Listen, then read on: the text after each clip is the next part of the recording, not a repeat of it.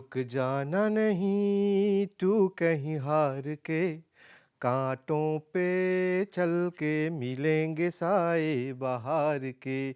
भाई बहन लोग, कांटा पर चल के फूल पैबा ई याद रखिए जीवन के दस्तूर है।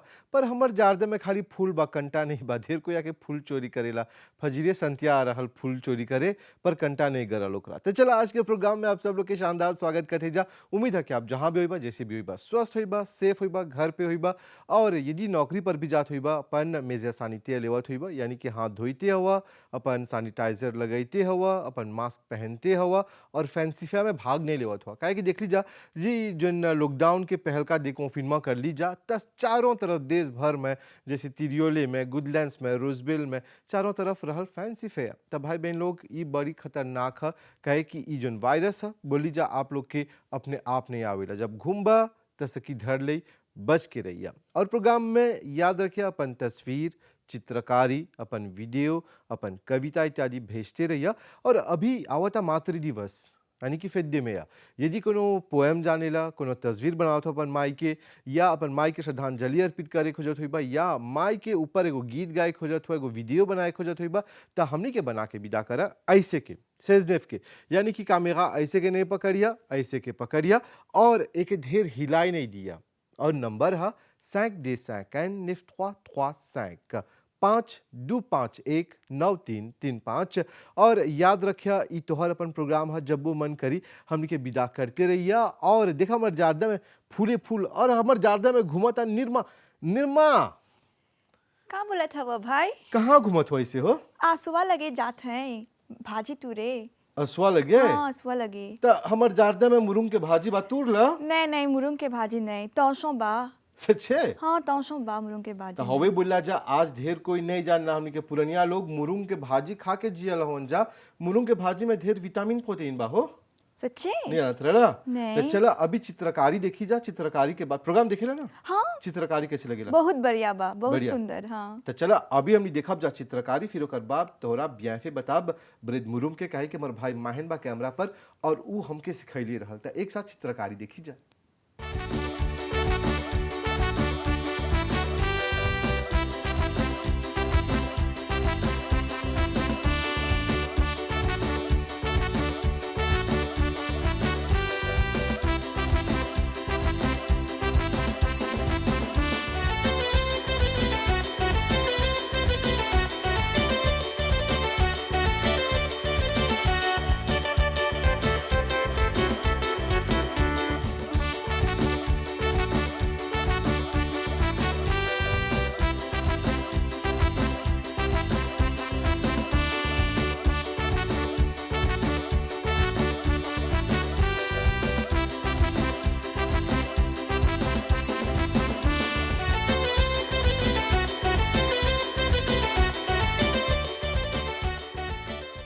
त निर्मा, भोजपुरिया लॉकडाउन प्रोग्राम देखा थे जा, और आज तू घूमत हुआ हमनी के जारदा में, और आज भेंटा गईला। अभी जात हुआ असवाल के सुसु के भाजी खोजे। हाँ। पर जानना ब्रेड मुरुम जैसे बोलत रही, ओकर में ढेर मना ऐसा प्रॉपर्टीज बा, ब्याफे बा, जेकर से सकब्जा ढेर बीमारी के इलाज करे।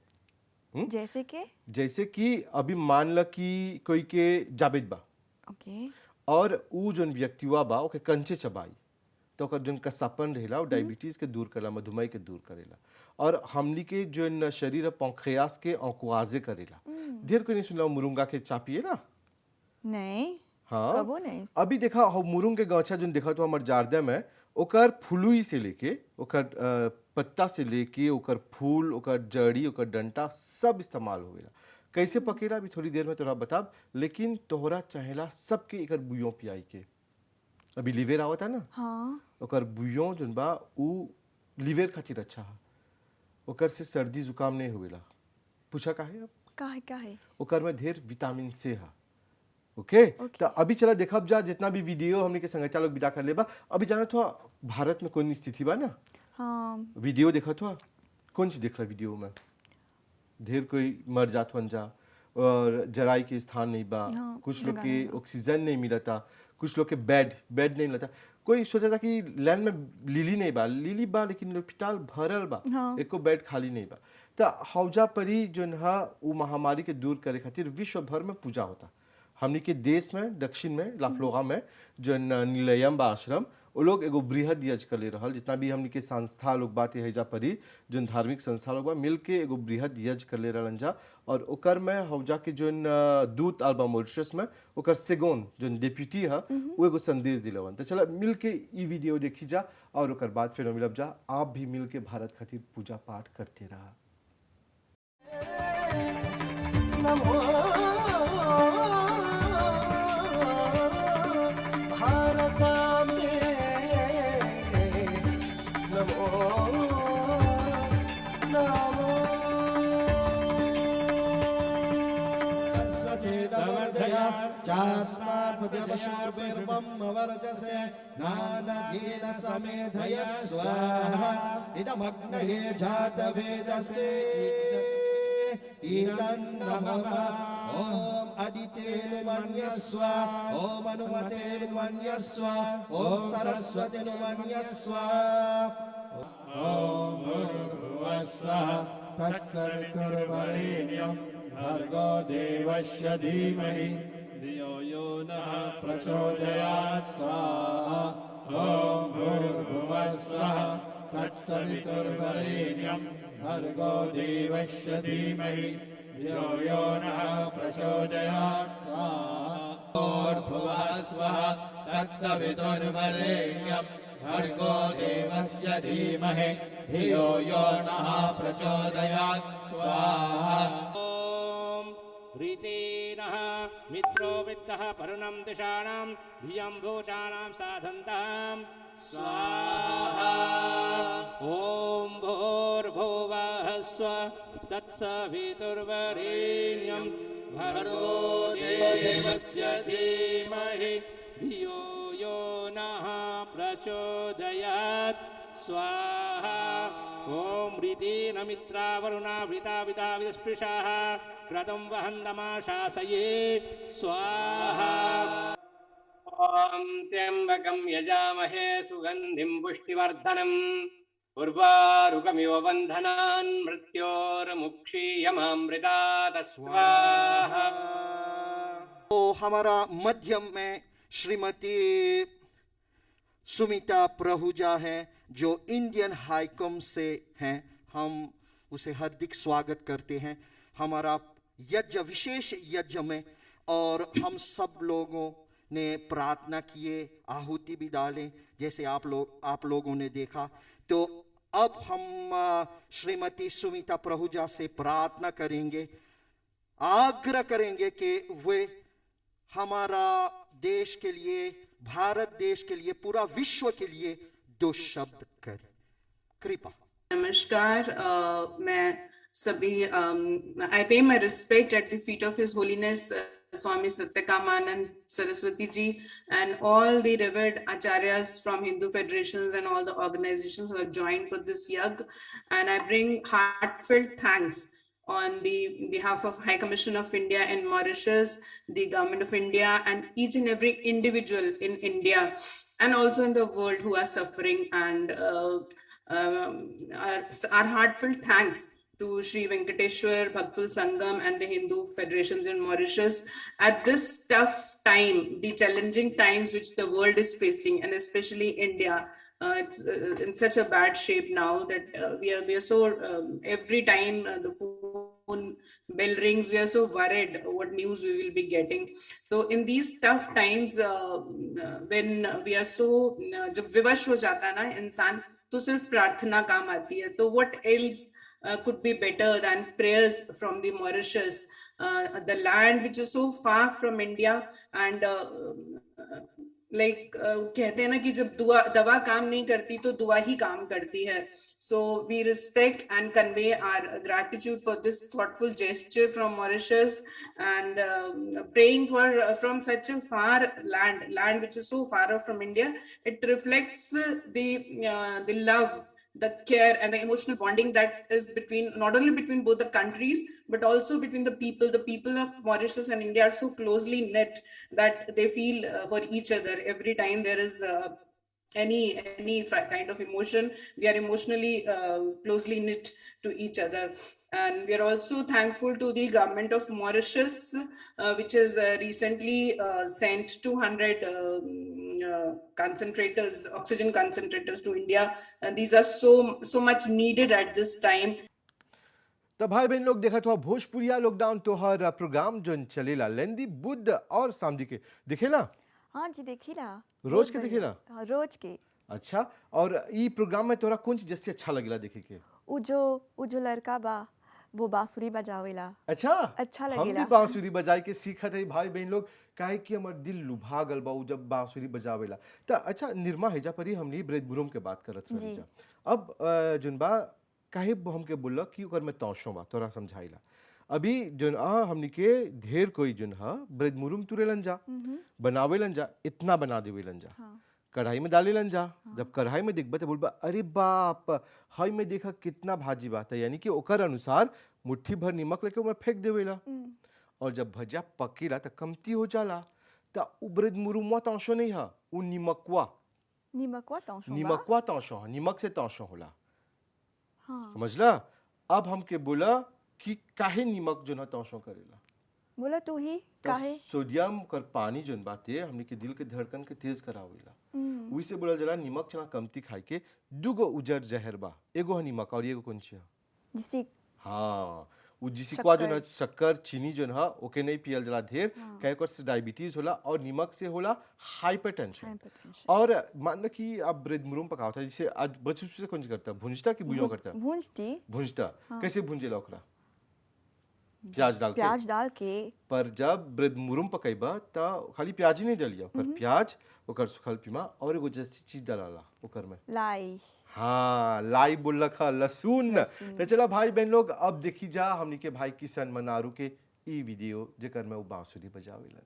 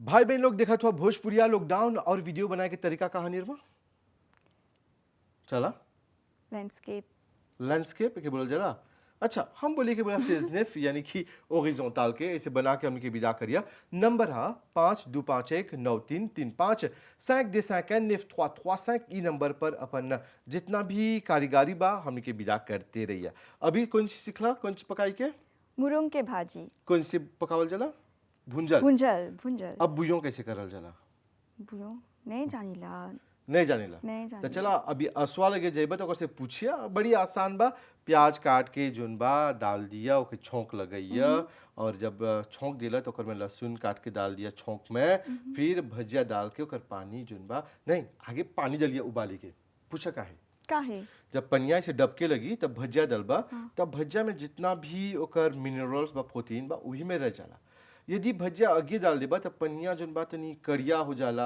और सब ओकर जोन बियाफे बा उ सब खत्म कर देवेला समझला हाँ ता भजिया रोज के खइबा रोज के खाब और परिवार को भी खिलाब और याद रखिया ओकर फूल जोन बा ढेर को रात के फुला के फजर के पिए लंजा फूल हाँ। ओकर फूल और बुलन जरा कि जब ओ पनिया पीबा त शीतल यानी एकदम पतरा हो जाइबा हमनी लियन मोटा मोटा नहीं और ओकर जोन डंटी है ओकर से सांबर बनैबा त ओकर में वेची बा और ओकर कुछ लोग ओकर छिलका भी खाला हमारे भाई रितेश बबुआ देखा तो हो जा ना हाँ, हाँ। वो ओकर लापो खाला लकड़िया लकड़िया के लापो हाँ अब बोलबा कैसे खाल जाला हाँ त ओके जोन बा काट के सुखा देबा फिर ओकर पाउडर बना के पानी में घोल के खा लेबा पी लेबा तो चला अभी देखब जब भाई बहन लोग हमने के अन्य वीडियो जो हमने के संगठिया लोग विदा कर ले जब भोजपुरिया लॉकडाउन में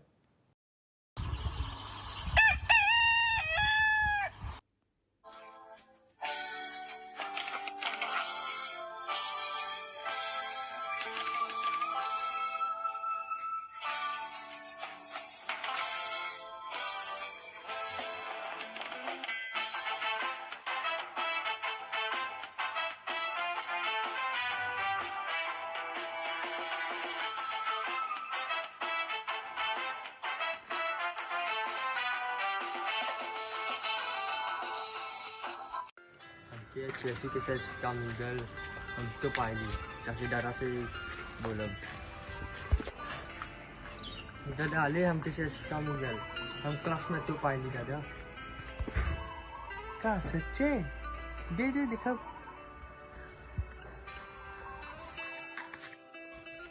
हैं सच्चे आ गई तू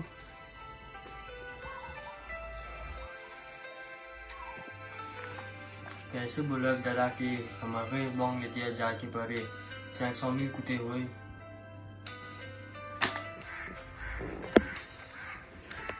दादा कौन सी बात हुए का है एक बात सकप तो के बोले बोला कि बोल लतिया मन बा उनके यूनिवर्सिटी जाके पड़े 500 मिल कुटे एप्लीकेशन कर काहे दे रहे थे एप्लीकेशन कर तू सच्चे दादा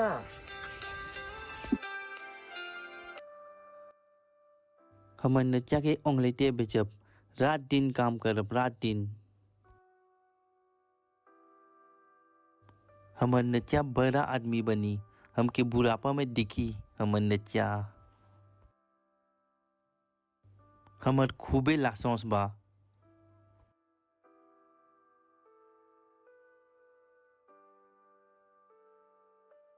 सब पैसा हम मामा से करब हमर नचा खातिर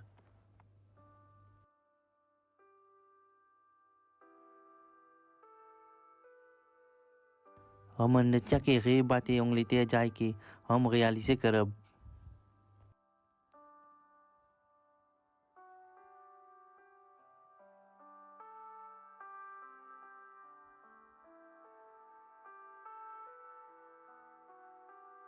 सब खेतवारी के मौसौजीज हम उठाब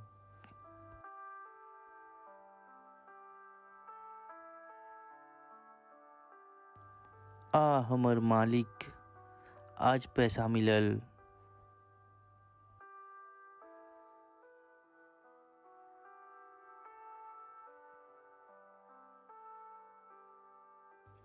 धन्यवाद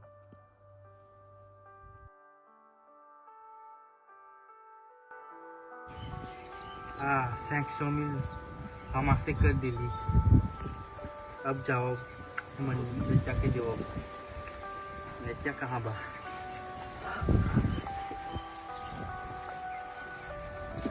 ले नत्या 500 मिल हम आसे कर दिली ले सच्चे दादा हम से कर दिले अब उंगलीते जाओ तनिर्मा इरहल आज सबके जितना भी हमके वीडियो और बड़ी प्यार से देख रहा उनके दर्शकगण बहुत बहुत धन्यवाद और तोहरा कोनो शिकायत बा हमर से का तब भाई दीदी शीतल बोला था बुआ में मार नहीं डल मार हाँ हमने के पुरनिया लोग गरीब रहलन सा खाए के नहीं रहल तनी पतरा रहलन सा हमके भाई महन लेखर त तनी शरीर ले खातिर मार डालत रहलन जा काहे कि मार जो ना चावल से बनावल जाला हाँ। और चावल में कार्बोहाइड्रेट्स रहेला त आगे के आदमी मार नहीं पियत रहल जानेला उले पुकवा हाँ, नहीं जानता नहीं पिला हुआ हाँ ता भी लइका हुआ तू कैसे जानबा मार में प्याज काट के पीमा काट के डालत रहन जा नमक डाल के पियत रहन जा लासुब लेखर आगे के लासुब हव रहल अभी ढेर कोई एस्पिरो के लासुब हवे से एस्पिरो के लासुब बनावेलन जा पर उस समय जुनबा लोग के खाई पिए के नहीं रहल मार पी के जियत रहन जा लिट्टी खा के रहत रहन जा और मार से आदमी मोटाट रहल अभी हम ता बता कैसे बुझता मोटा गल है अभी हमके मार खेवत अब बता पुल अथी हो जा कैसे बोला जलाओ मुर्गिया के जन पुसेलन जा कैसे बोला जला ओकरा पौधेज नहीं हौला हवे जोन बेचाला 1 महीना में 3 महीना में हे जबर हो जालन जा दुपे होला हाँ अभी हमार भाई चौथारी बोलता थे हो के राघव कैसे राघव बेटा गाल में के अच्छा निकलना बहुत अच्छा तो हवे बात है जा कि अभी हाउ गांव में जब जेबा तो आदमी लोग जैसे बोलन जा मुर्गी मुर्गा अभी कौन दिनवा के माहन भाई हमके आके बोला था तोर गांव में हुआ पुल माल बेचाला पुल माल नहीं जानिला हमके हमू नहीं समझ ली तो निर्मा आज के प्रोग्राम हजे पर ही समाप्त होता मिलब जा आवत सप्ताह और हम तोहरा और ही चीज बताब हमर जारदे में ढेर कुछ बा अभी जाके ब्रेड मुरुमा तोड़ लिया ओके बॉस ने तोड़िया सलमा नहीं बॉस नहीं तब भाई बहन लोग चला बहुत बहुत धन्यवाद मिलब जा अब कब शनिवार के शुभ रात्रि नमस्ते